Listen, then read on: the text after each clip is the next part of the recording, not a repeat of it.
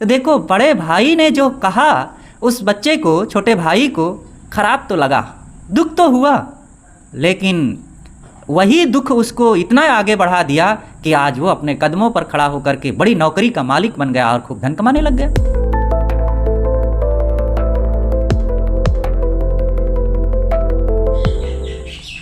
परम पूज्य श्री साहेब जी, मुद मंगलमय पूजनीय संत समाज, सम्माननीय सज्जनों एवं देवियों, हमें अपने जीवन में कुछ विपरीत भी सुनने, सहने, देखने के लिए तैयार रहना चाहिए। हम जो चाहते हैं, जैसा चाहते हैं, सब कुछ वैसा ही नहीं मिलता रहता। जो नहीं चाहते हैं वह भी मिलता है। दुख तकलीफ़ों से भला कोई बच सकता है? कोई नहीं बच सकता है। हम जैसे, आप जैसे सामान्य गांव में या साधारण चीज़ों में रहने वाले, साधारण उपलब्धियों के बीच जीने वालों की तो बात छोड़िए।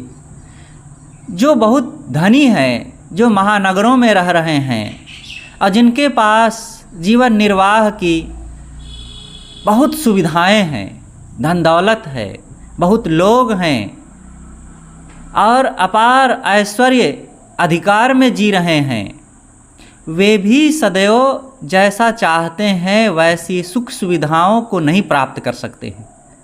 चीज़ें मिल सकती हैं, लेकिन मन हमारा उन सब में खुश रहे और प्रसन्न हो जाए, अब सारा दुख दूर हो जाए, ऐसी बात नहीं है। ये मन का काम ही है कि सदैव आगे आगे बढ़ते रहना, कहीं संतुष्ट ना होना। ये एक तरह से अच्छा भी है। मन कुछ नया चाहता है और वो चीज़ चाहता है कि जिससे परमानंद मिल जाए, परम संतोष मिल जाए, परम तृप्ति मिल जाए। हर इंसान की मनोवृत्ति निरंतर सुख शांति की वो परम दिव्य स्थिति को चाहती है। इसीलिए हर प्राणी, पदार्थ, परिस्थिति और घटना से वो आगे बढ़ना चाहती है। इसीलिए सदगुरु कबीर ने कहा है, भाई रे गैया एक बिरंच दियो है, गैया भार अभार भव भारी, नौ नारी को पानी पियत है, तृषा त्यों न बुझाई। वो लंबा पद है। कहने का मतलब यह है कि ब्रह्मा ने, बिरंची कहते हैं ब्रह्मा को। जैसे लोक कहावत है, लोक में धारणा है कि ब्रह्मा जी ने मनुष्य को ये जीवन दिया है, वो सृष्टि रचा है, तो उसी के अनुसार साहब कहते हैं कि उस विधाता ने, उस ब्रह्मा ने हमको एक गाय दिया है और वो गाय ऐसी है कि वो बहुत कुछ खाने के बाद, बहुत पानी पीने के बाद फिर भी वो कभी तृप्त नहीं होती है। वो गाय क्या है? वो गाय है मनोवृत्ति, मनुष्य की मनोवृत्ति। साहब ने उसी को गिनाया है, नौ नारी को पानी पियत है, तृषा त्यों न बुझाई, कोठा 72 औलो लावे, वज्र के मार लगाई, खूंटा गारी दरवर दृढ़ बांध्यो, तैयो तोर पर आई। ये जो गाय है, मनोवृत्ति रूपी गाय, 9 नालियों का पानी पीती है और इतना खाती है और इतना सब कुछ पाने के बाद भी वो तृप्त नहीं होती, फिर भी वो खूंटा तोड़ करके कहीं और भाग जाती है। ये मनोवृत्ति हमारी ऐसी है कि इसको चाहे जितना ज्ञान दे दो, चाहे जितना ग्रंथों का ज्ञान दे दो, चाहे जितना धन दे दो, चाहे जितना बड़ा पद दे दो और चाहे जितना मान सम्मान दे दो, चाहे जितने शब्द स्पर्श रूप रस गंध के विषय पदार्थ दे दो, कहीं ये तृप्त होने वाली है? और ये चाहती है। ये मनोवृत्ति, इसके अंदर तृष्णा है और ये तृष्णा के कारण कहीं तृप्त नहीं होती है। तो क्या हमारा मन जो चाहता है उसको हम कभी पूरा कर पाएंगे? जो हमारी ज़रूरत है वो पूरा हो सकता है, लेकिन जो हम चाहते हैं वो सब पूरा नहीं होता है। इसलिए मन की चाहनाओं को कभी पूरा करने की चेष्टा भी नहीं करना चाहिए। हमारे जीवन में जो विपरीत घटना घट रही है उसको सहने की हिम्मत रखना चाहिए। जो लोगों से हमने अपेक्षा किया कि ये लोग हमें ऐसा सहयोग कर दें, ऐसी चीज़ें दे दें और ऐसा हमारा सम्मान कर दें, अगर वे नहीं किए हैं तो इसमें घबराए नहीं, धीरज रखें। मन को मजबूत रखें, साहस रखें और यह भी सोचें कि ऐसा करने से हो सकता है मेरा फ़ायदा हो जाए। इन्होंने कुछ सोच करके ऐसा किया होगा। और कई बार ऐसा होता है कि लोगों ने हमारा सहयोग नहीं किया, हमने उनसे अमुक चीज़ की अपेक्षा किया, उन लोगों ने वो चीज़ नहीं दिया, तो फिर हमने मेहनत किया और मेहनत किया तो उससे ज़्यादा कमा लिए। अगर उनसे वो अपेक्षा रखते, वो उतनी चीज़ दे देते तो शायद हम वैसी बात ना सोचते, मेहनत ना करते और बढ़ चढ़ करके वो चीज़ ना प्राप्त कर पाते। लेकिन उन्होंने नहीं दिया, हमें डांट दिया, हमें ऐसा उलाहना दे दिया, तो हमने मेहनत किया और आगे बढ़ गए। ये सही बात है। दो भाई थे, दोनों बड़े प्रेम से रह रहे थे। छोटा अभी छोटा ही था, बड़ा भाई बड़ा था, उसकी शादी हो गई थी। तो उन्होंने सोचा, पति पत्नी दोनों ने सोचा कि बड़े छोटे भैया को कुछ आगे बढ़ाना है, वो कुछ नया सोचे, नया करे, अपने कदमों पर खड़ा हो। ऐसा सोच करके उन्होंने छोटे भाई से कहा कि भैया देखो, हम लोग इस किराए के मकान में रह रहे हैं, अब आधा तुमको किराया देना पड़ेगा और जो घर का खर्चा है उसमें आधा तुमको देना पड़ेगा। और छोटा भाई अभी छोटा था, उसकी शादी भी नहीं हुई थी। तो उन्होंने कहा कि भैया ठीक है, कुछ घर में हो गया क्या, मुझसे कोई गलती तो नहीं हो गई, आप लोग ऐसा क्यों सोच रहे हैं। कहा जो कुछ हुआ हो, आखिर तुम घर में रह रहे हो और तो घर में खर्चा हो रहा है, तुमको आधा देना पड़ेगा, घर का किराया भी आधा देना ही पड़ेगा। ठीक है भैया, जो आप कहें, प्रयास करूँगा। कितना देना पड़ेगा? तो बड़े ने कहा, भाभी ने भी कहा कि 10,000 रुपये लगते हैं मकान का किराया, तो 5,000 तुम्हें देना पड़ेगा। घर का खर्चा कितना देना पड़ेगा? रोज़ 1,000 रुपये खर्च होते हैं, तो 500 रुपये तुम्हें देना पड़ेगा।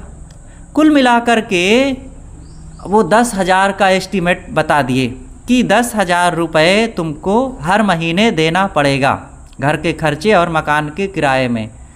तो छोटे भैया ने कहा कि भैया कुल मैं 12,000 कमाता हूँ, 10,000 अगर मैं इधर दे दूँगा खर्चे में तो मेरे पास बचेगा क्या, और फिर मेरी पढ़ाई कैसे पूरी होगी। कहे जो भी हो, तुम रहते हो इस घर में, देना पड़ेगा। कहा ठीक है भैया। और फिर उसने निश्चय किया कि अब मुझे नया कुछ करना है। पढ़ाई अच्छे ढंग से किया, मन लगाया और फिर वो प्रयास किया, एक सरकारी नौकरी मिल गई। और सरकारी नौकरी मिल गई तो अब उसे 60,000 रुपये महीने मिलने लगे। और बड़े भैया को आकर के कहा कि भैया आपकी कृपा से मैंने मेहनत किया और अब मेरी सरकारी नौकरी लग गई, 60,000 रुपये मेरा वेतन अब हो गया है प्रति महीने। बड़ा भाई और भाभी दोनों बहुत खुश हुए और उन्होंने कहा कि अगर हम तुमको इस प्रकार से कठिनाइयों में ना डालते और तुम्हारे लिए ऐसी समस्या ना उत्पन्न करते तो तुम शायद इतना प्रयास भी ना करते और फिर नौकरी भी ना लगती और आगे ना बढ़ पाते। तो देखो, बड़े भाई ने जो कहा उस बच्चे को, छोटे भाई को खराब तो लगा, दुख तो हुआ, लेकिन वही दुख उसको इतना आगे बढ़ा दिया कि आज वो अपने कदमों पर खड़ा होकर के बड़ी नौकरी का मालिक बन गया और खूब धन कमाने लग गया। तो कई बार जब प्रतिकूलताएं आती हैं हमारे जीवन में, ऐसी कुछ घटनाएं घटती हैं तो मन बेचैन होता है। अगर समझदारी नहीं है, दूसरों में दोष मढ़ने लगता है, अपने भाग्य को कोसने लगता है। लेकिन ऐसा नहीं करना चाहिए, हमें साहस रखना चाहिए और कुछ नया सोचना चाहिए, हिम्मत करके नए ढंग से अपने काम को आगे बढ़ाना चाहिए। एक बार की बात, बरसात के दिन आने वाले थे। एक चिड़िया थी, उसने सोचा कि बरसात आने के पहले मुझे कहीं अपना घोंसला बना करके कोई निश्चित स्थान, निश्चित निवास तो बना ही लेना चाहिए, नहीं बरसात के दिन मैं कहाँ गुजारूंगी। ऐसा सोच करके एक नदी के किनारे वो गई कि यहाँ नदी में पानी पीने को मिल जाएगा और इस पेड़ में मैं अपना घोंसला बना करके रहूँगी तो बहुत अच्छा रहेगा। पेड़ से उन्होंने पूछा, पेड़ ने बड़ी बेरुखी से और कड़े शब्दों में इनकार कर दिया कि तुम मेरे डालियों में घोंसला नहीं बना सकती हो। चिड़िया बहुत दुखी हुई और थोड़ी नाराज़ भी हुई, लेकिन कर क्या सकती थी। उसके पास से दूसरे पेड़ के पास पहुंची और उससे भी अपना निवेदन किया। उसने बड़े प्रेम से सम्मान देते हुए कहा कि ठीक है, तुम मेरी डालियों में घोंसला बना सकती हो, आओ रहो। और वो घोंसला बना करके उसमें रहने लग गई। थोड़े दिन बीते, बरसात के दिन आ गए, बड़ा ज़ोरों से तूफान आया और वो पहले वाला पेड़ जिसके पास वो चिड़िया गई थी, वह पेड़ संभल ना सका और उखड़ करके नीचे आ गया। नदी में बाढ़ आ गई और बाढ़ में वो पेड़ बहने लग गया। अब वो दूसरे पेड़ पर बैठी हुई चिड़िया उस पेड़ को दोष देते हुए कहती है कि तुमने मुझे अपने डालियों में रहने के लिए, घोंसला बना करके निवास के लिए तुमने इनकार कर दिया था। उसी का फल है कि तुम आज बहे जा रहे हो, ज़मीन से उखड़ गए हो और तुम्हें कोई बचाने वाला नहीं है। उस पेड़ ने कहा कि बहन, मैंने तुम्हें अपने डालियों में घोंसला बनाकर रहने के लिए इनकार कर दिया था, इसके लिए क्षमा करना। लेकिन मैं नहीं चाहता था कि मेरे जीवन के साथ किसी और का जीवन और परिवार खतरे में पड़े। मैं जानता था कि मेरी जड़ें कमज़ोर हो गई हैं और इस बारिश और तूफान को मैं सह नहीं पाऊंगा, इसीलिए मैंने तुम्हें अपनी डालियों में घोंसला बनाने से इनकार कर दिया था। तुम मुझे क्षमा करना। इतनी बात सुनते ही चिड़िया को अपनी गलती का एहसास हो गया कि मैं गलत सोच रही थी। ये पेड़ ने मेरे साथ बहुत भलाई का काम किया। अगर ये कह देता, इजाज़त दे देता, मैं खुश तो हो जाती, घोंसला भी बना लेती। लेकिन इस तूफान में ये पेड़ गिरता और मेरी जान, मेरे बच्चों की जान खतरे में पड़ सकती थी और इस बाढ़ में तो बह ही जाती मैं। देखो, ऐसे ही हमारा भी मन कई बार होता है।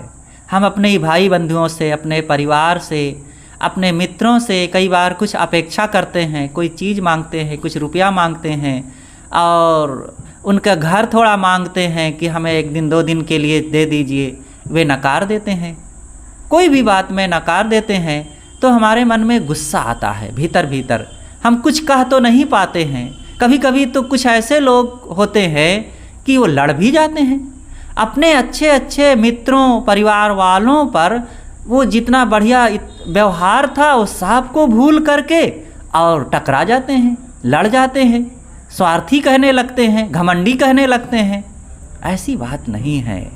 उनकी कुछ मजबूरी रही होगी, उनकी कुछ परिस्थिति रही होगी, इसके कारण उन्होंने इनकार कर दिया और हो सकता है उनके इस इनकार में हमारी कुछ भलाई हो। तो हमें कभी भी तुरंत कोई निर्णय लेकर के घबराना नहीं चाहिए, परेशान नहीं होना चाहिए, दुखी नहीं होना चाहिए, दोषारोपण नहीं करना चाहिए किसी में, क्योंकि ऐसा करने से हमारी शक्ति नष्ट हो जाएगी। अगर साहस रखेंगे और प्रयास करेंगे तो हम पहले से कुछ अच्छा कर सकते हैं। इसलिए कभी भी अपने भाग्य को या दूसरे की उन बातों को लेकर के घबरा करके हमें कुछ उल्टा नहीं सोचना चाहिए। एक बार की बात है, एक व्यक्ति था, वो स्कूल में चपरासी था। तो उसका एक ही बच्चा था। बच्चा अभी पैदा हुआ था, कुछ ही दिन बीते थे कि उस चपरासी की अचानक मृत्यु हो गई। मृत्यु हो जाने से अब उसकी पत्नी के ऊपर तो मानो गाज फाट पड़ी हो। कोई और सहारा नहीं था, धन की कोई व्यवस्था नहीं थी और एक महिला, अभी छोटा सा बच्चा है, अब उसका जीवन कैसे चले। लेकिन उसने किसी को ऊपर कोई दोष ना देते हुए बच्चे को किसी ढंग से वो पालना शुरू कर दिया। बच्चा 4-5 साल का हुआ। बच्चा बड़ा होनहार था, बड़ा तेज था, बड़ी कुशाग्र बुद्धि का था। तो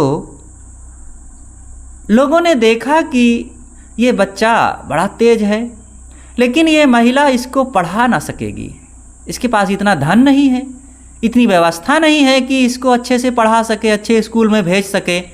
तो गांव का जो मुखिया था उसने उस देवी से निवेदन किया कि बेटी, तुम इस बच्चे को हमें दे दो, हम इसे पढ़ाएंगे, शहर में रख करके पढ़ाएंगे, जितना पढ़ना चाहेगा उतना हम पढ़ाएंगे, आगे बढ़ाना हम चाहते हैं, और बड़ा होकर के फिर ये तुम्हारा रहेगा, तुम इसे हमें दे दो। उस देवी ने कहा कि ठीक है दादा, तुम ले जाओ, मेरे बेटे को ले जाओ, और ध्यान रखना मेरे बेटे को कोई तकलीफ़ ना होने पावे। सबको अपने बेटे के लिए मोह होता ही है, लेकिन वो कर नहीं सकती थी इतना, और उनके सहानुभूति देने पर उन्होंने कहा कि ले जाओ।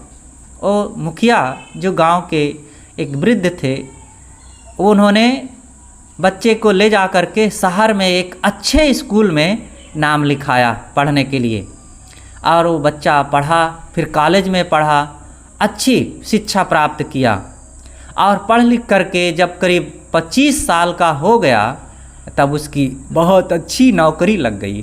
पढ़ लिख करके वो कलेक्टर हो गया। कलेक्टर हो करके जब वो नौकरी प्राप्त करके अपनी माँ के पास आया, बड़ा संस्कारी होनहार, अपनी माँ का पैर छुआ तो माँ का भी दिल भर आया। देखो, वो माँ अपने भाग्य को कोस रही थी कि मेरा पति नहीं रह गया, अब मेरा क्या होगा, मेरे बच्चे को क्या होगा, और यही कोसते कोसते अगर वो पड़ी रहती तो क्या कर पाती।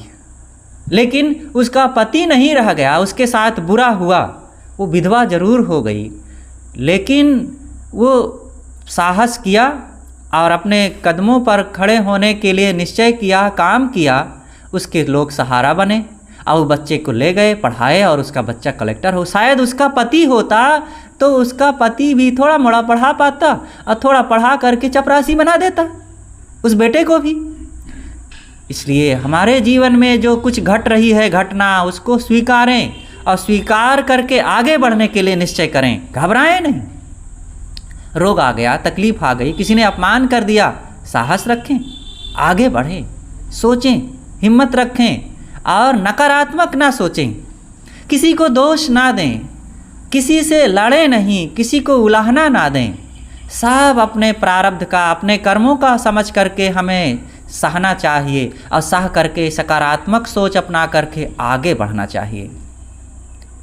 हम बहुत जल्दी किसी की छोटी सी बात को लेकर के ऐसा निर्णय ले लेते हैं कि हमारे साथ और दूसरों के साथ कुछ बुरा होने लगता है, लेकिन ऐसा हमारे हल्के मन, हल्की सोच का परिणाम होता है। एक बार की बात, एक बच्चा था, उसके दोनों हाथ में सेब थे। उसका पिता आया और बड़े प्यार से बच्चे से कहता है कि बेटा, क्या एक सेब मुझे दे सकते हो? इतनी बात सुनते ही बच्चा तुरंत एक सेब लिया और मुख में कुतर दिया। और जैसे ही पिता इस घटना को देखा कि ये सेब बाएं हाथ के सेब को कुतर दिया, तो तुरंत उसने दाएं हाथ के सेब को भी मुख से कुतर लिया। पिता ने सोचा कि ये लड़का तो बड़ा स्वार्थी है, और मेरे कहते ही तुरंत ही इसने सेब को कुतर लिया और जूठा कर दिया। लेकिन इतना सोच ही रहा था कि लड़के ने अपना दाहिना हाथ आगे बढ़ाते हुए कहा कि पिताजी ये सेब खाइए, ये ज़्यादा मीठा है। इतना सुनते ही पिता की तो मना स्थिति ही बदल गई कि अरे, मैं तो सोच रहा था ये लड़का बड़ा स्वार्थी है और सेब देना नहीं चाहता है, अपना ही दोनों खाना चाहता है, लेकिन नहीं, इसके मन में तो कुछ और है, मेरे लिए कितना प्रेम है, कितना सम्मान है, और मुझे अच्छा वाला सेब, मीठा वाला सेब देना चाहता है। सोचो, अगर वो पिता लड़के के सेब मुख में ले जाते ही तुरंत वो आगे बढ़ जाता तो क्या सोचता? यही तो सोचता, जीवन भर यही सोचता कि लड़का महास्वार्थी है और ये अपनी चीज़ देना नहीं चाहता है, और पिता के मन में यही बात बैठ जाती। लेकिन वो रुका रहा, और थोड़ा सा रुका रहा, थोड़ा सा धैर्य रखा, तो अगले के मन को तुरंत पढ़ा फिर, और ये पता चला कि बच्चा स्वार्थी नहीं है बल्कि उदार है, पिता का हितैषी है और पिता को अच्छी चीज़ देना चाहता है। इसलिए हम लोग भी अपने घर परिवार में, अपने बाल बच्चों में, अपने माता पिता में, अपनी पत्नी और पति में ऐसा दोषारोपण करने की भावना ना रखें। इतना जल्दी से, हल्के मन से, तुच्छ बुद्धि से कोई निर्णय ना लें। ऐसा निर्णय लेने से व्यवहार खराब हो जाता है, रिश्तों में खटास आ जाती है, हमारे मन में विकार आ जाते हैं और हम अगले में बुराई का दोष लगा करके अनावश्यक दूसरों को दुखी कर देते हैं, दूसरों को सताने लग जाते हैं और लोगों द्वारा भी उनको हम अपमानित करवाने लग जाते हैं। ऐसा करना बहुत बुरा होता है और इससे अगर वो व्यक्ति भी उतना मजबूत नहीं है तो उसका भी जीवन बर्बाद हो जाएगा और हमारे मन में तो भयंकर दोष आ ही जाता है। इसलिए सदैव साहस रखें, अपने ऊपर हो रही कुछ गलत घटना को भी सहने की, हजम करने की, पचाने की हिम्मत रखें। अगर ऐसी हिम्मत नहीं रखेंगे तो फिर हमारे जीवन में नकारात्मकता ही भर जाएगी और निगेटिव थिंकिंग आकर के हम रात दिन फिर वही सोचते रह जाएंगे और दुखी रहेंगे, कभी भी सुखी नहीं हो सकते हैं। और आज देखा जाता है घर परिवार में लोगों का जीवन ऐसे ही तो हो रहा है। भाई पर संदेह, पत्नी पर संदेह, पिता पर संदेह, पति पर संदेह, पुत्र पर संदेह, माँ बाप पर संदेह करके लोग इतना स्वार्थी होते गए और इतना अपने ही लिए सोचते रहे और दूसरों के बारे में न सोचे। परिवार टूटता गया, बुद्धि खराब होती गई, संस्कार खराब होते गए, मन खराब होता गया और जीवन में शांति, सुख, चैन सब कुछ नष्ट होता गया। ये स्वार्थी बुद्धि के कारण, तुच्छ बुद्धि के कारण, उदार न होने के कारण, दूसरों में दोषारोपण करने के कारण ये सब होता है। इसलिए ऐसा ना सोच करके हमें उदार बनना चाहिए, धैर्यवान बनना चाहिए, सहनशील बनना चाहिए। जरा अपने ऊपर आई हुई विषम परिस्थितियों को सहने की हिम्मत रखना चाहिए। अगर ऐसी हिम्मत नहीं रखेंगे तो हम दुखी बने रह जाएंगे। फिर कौन किसकी गर्ज है हमारे दुख को मिटाने की? हमें खुद अपने जीवन के बारे में सोचना चाहिए, अपने दुखों को मिटाने का साहस रखना चाहिए। किसी की गर्ज नहीं है। हमारे द्वारा मिलते हुए धन को, सम्मान को, घर को, ज़मीन को, सुविधाओं को, चीज़ों को सब लोग स्वीकार लेंगे और पाने के लिए सब आशा रखेंगे। लेकिन आप अपने घर के, अपने उन हितैषी, अपने प्रिय से प्रिय लोगों के मन को टटोलिए कि आपके मन में शांति हो, प्रसन्नता हो, निश्चिंतता हो और निर्बंधता हो, कल्याण हो। कितने लोग सोचते हैं? कोई नहीं सोच रहा है। हमारे कल्याण के लिए एक ही व्यक्ति सोच सकता है, वह हम खुद हैं।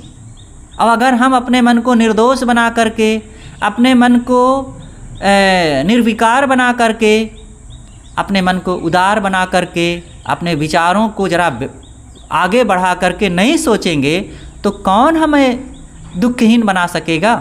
कौन हमारे मन की व्यथा को मिटा सकेगा? इसलिए हम लोगों में नहीं, अपने अंदर दोष देखें। सदगुरु कबीर का देखो कितना बढ़िया संदेश है। साहब कहते हैं कि दोष पराया देख के चले हसंत हसंत, अपने चित्त न आवई जिनको आदि न अंत। हम अपने तरफ मुड़ के देखते ही नहीं कि हमारे अंदर कितनी बुराइयां भरी हुई हैं। बुरा जो खोजन मैं चला, बुरा न मिलिया कोई, और जो दिल ढूंढा आपना, मुझसे बुरा न कोई। मैंने अपने अंदर जब झांक करके देखा तो लगा कि ओ, मेरे में तो बहुत बुराइयां हैं। अक्सर जब अपने अंदर हम नहीं झांकते हैं, अपने अंदर नहीं देखते हैं, तभी दूसरों में बुराई दिखती है। जब हम दूसरों की ओर संकेत करते हैं, एक उंगली उठाते हैं, तो 4 उंगलियां हमारी तरफ संकेत करके बताती हैं कि अरे उसमें एक है तो 4 तुम्हारे अंदर दोष हैं। लेकिन हम समझ कहाँ पाते हैं? हम अपनी तरफ देखें, अपने को संभालें, अपने को गढ़ें, और अपने को गढ़ने वाला ही पूज्य होता है, कीमती हो जाता है। और अपने को जो नहीं गढ़ता है, दूसरा कौन हमें गढ़ सकेगा? कोई doctor, master, engineer, professor, lecturer और नेता और पंडित जी के भरोसे ना रहो कि वे आपको गढ़ करके भगवान देवता बना देंगे। कोई दुनिया में है ही नहीं। आपको धन कमाने वाला एक ATM मशीन बना सकते हैं लोग, आपको कारीगर बना सकते हैं, आपको गायक और नृत्यकार, वाद्यकार बना सकते हैं, लेकिन आपको एक सच्चा सुखी इंसान बनाने के लिए केवल हमारी जिम्मेदारी है।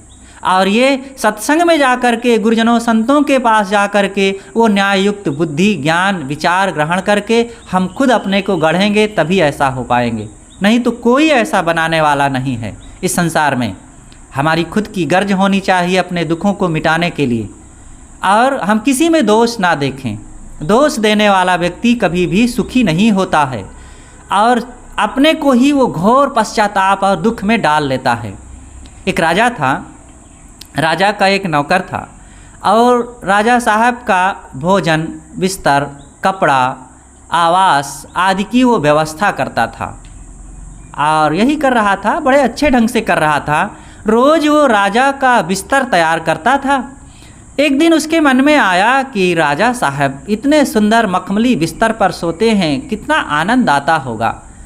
मैं भी कभी इसमें सोता तो मुझे भी पता चलता कि इसका सोने का कितना सुख मिलता है।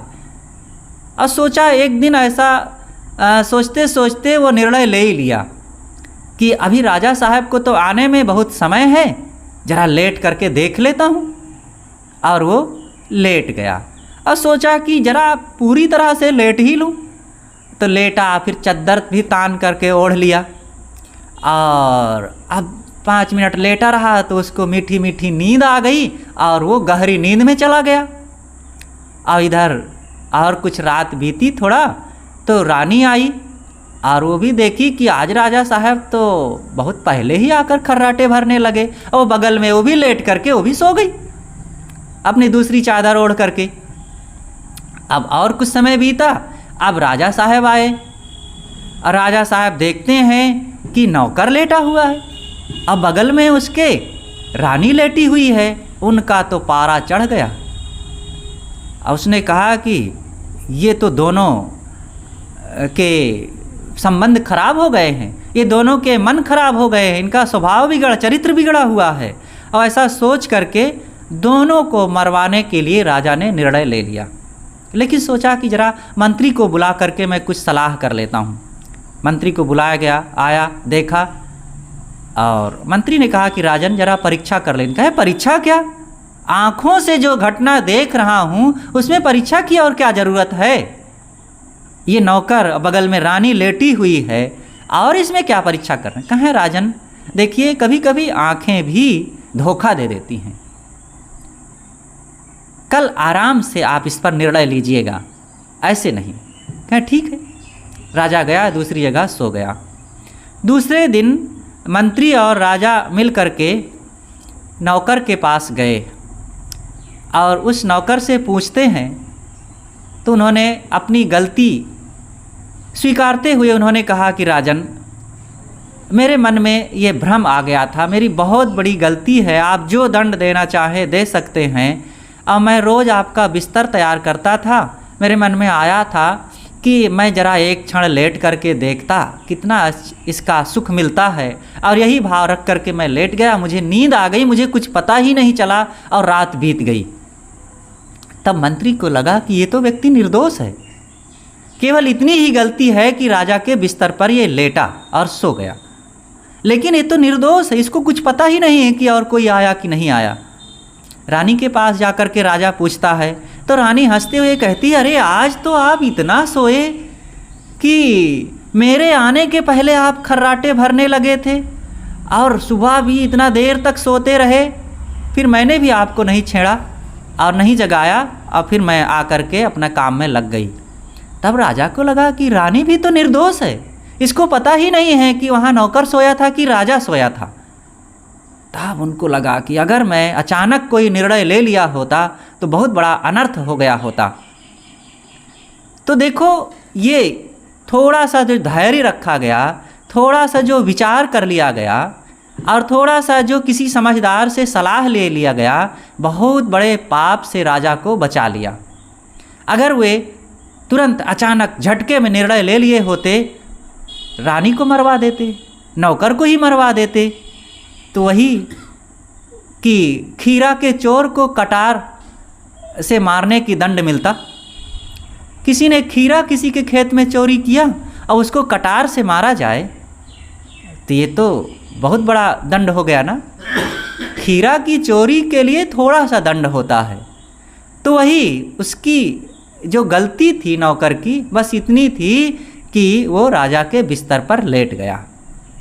तो हमें भी सदैव सकारात्मक बन करके रहना चाहिए, उल्टा नहीं सोचना चाहिए। और हमारे साथ अगर किसी ने कुछ उल्टा सोच लिया, उल्टा कर लिया, तो हमें उस परिस्थिति से निकलने के लिए भी निश्चय रखना चाहिए। परिस्थिति में दब करके मरने की ज़रूरत नहीं है। आदमी के पास हरदम वो शक्ति होती है, वो साहस होता है, वो निश्चय होता है। अगर उसके पास 10 समस्याएं हैं तो समाधान के लिए भी कोई ना कोई एक दरवाज़ा ज़रूर खुला हुआ है। हर अंधकार के बाद प्रकाश आता ही है, हर रात्रि के बाद सुबह एक आती है, और वो सुबह फिर हमारे लिए एक नया दिन लाती है, नया करने का अवसर प्रदान करती है।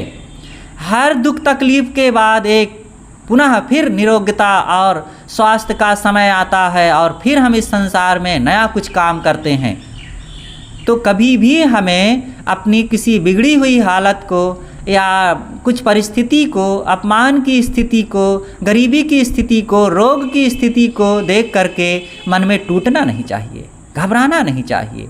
उससे निकलने के लिए, इलाज करने के लिए, संयम परहेज करने के लिए और उन लोगों से बच करके फिर अपने मन में साहस उत्साह भरने के लिए हमें संकल्पवान बन करके काम करना चाहिए। एक किसान था, उसके पास एक बैल था। बैल बूढ़ा हो गया था, लेकिन एक दिन वो चरते चरते अचानक एक कुएं में गिर गया।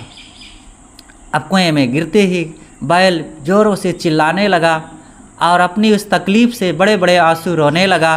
किसान को पता चला, आया, देखता है कि बैल कुएं में गिर गया। अब परेशान हो, कैसे उस बैल को निकाले।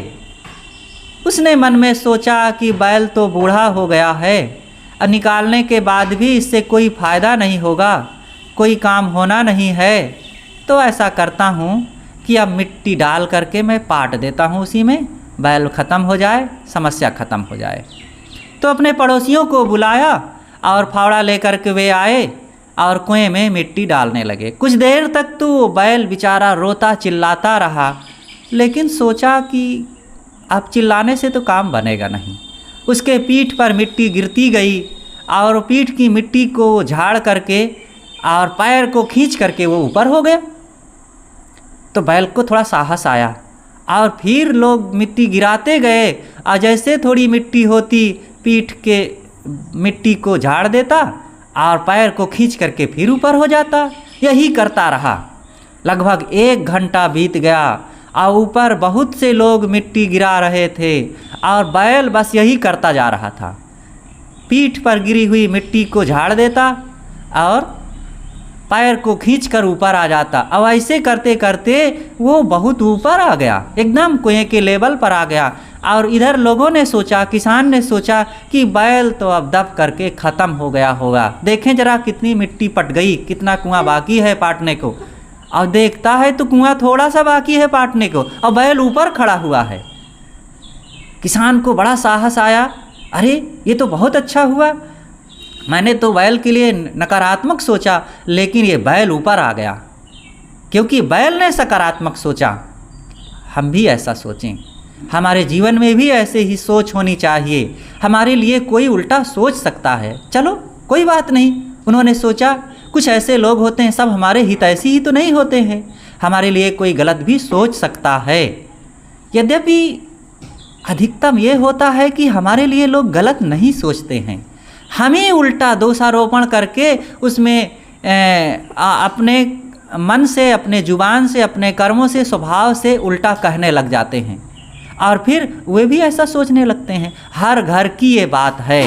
कोई भी बहू ये सोच करके नहीं आती है कि मैं चल करके घर में सास से लड़ूंगी, ससुराल में सास से लड़ूंगी।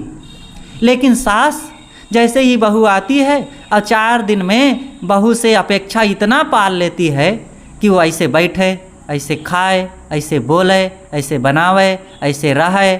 अब इतनी अपेक्षाएं कि हरदम टोका टाकी, हरदम उसके पीछे लगे रहना, हरदम उसकी टीका टिप्पणी करते रहना, अब उसको सम्मान ही ना देना, उसको प्यार ही ना देना, अब अपनी बिटिया की अनेक गलतियों पर भी उसको मार लाड प्यार दुलार और उसको हर सुविधा से पाटे रखना। तो ऐसी स्थिति में बहू भी सोच लेती है कि चाहे जितना मर मर करके यहाँ काम करो, लेकिन यहाँ ना प्यार मिलना है, ना सम्मान मिलना है, ना सुविधा मिलनी है, तो फिर वो उसके मन में भी आ जाता है, फिर वो भी सास से लड़ने के लिए सोचने लग जाती है। और इसी प्रकार कोई भी सास लड़ने के लिए बहू को नहीं लाती है लेकिन वो अपने मन के अनेक गलतियों के कारण उल्टा पलटा बोलने सोचने लगती है, तो फिर बहू को उस्कार देती है, बहू भी सोचती है यही, और फिर दोनों में आपस में मन खराब होता है और विवाद आना शुरू हो जाते हैं। तो हमें अपने मन को जितना बन सके सरल, उदार, सहनशील, धैर्यवान, अगले को आगे बढ़ाने के लिए, प्यार स्नेह देने के लिए सोचना चाहिए। यहाँ कोई शैतान नहीं है। हम जहाँ रह रहे हैं अक्सर अपनों में ही मन में कलह होता है, बाहर भी कलह होता है, मन में तनाव आता है और अगले में दोषारोपण करते हैं। लेकिन ये अपनों में ही अगर थोड़ा सा सकारात्मक सोच करके प्यार की भाषा, मीठी बातें, सुविधा देने की बात, अगले को सम्मान देने की बात सोचने लग जाएं, तो अपने आप लोग हमारे से प्रेम करने लग जाएंगे, सहयोग करने लग जाएंगे, मीठा बर्ताव करने लग जाएंगे और सब ठीक हो जाएगा। इसलिए हर इंसान को सदैव सकारात्मक सोच करके ही रहना चाहिए, और जो ऐसा नहीं सोचेगा तो फिर अपने जीवन में ही वो नरक करेगा, अपने घर को ही विवाद, कलह और तनाव, उत्तेजनाओं से ही भर देगा। इसलिए सदैव अच्छा ही सोचें। अपनी बातों को यहीं पर समाप्त करते हैं। बोलिए सद्गुरुदेव की जय।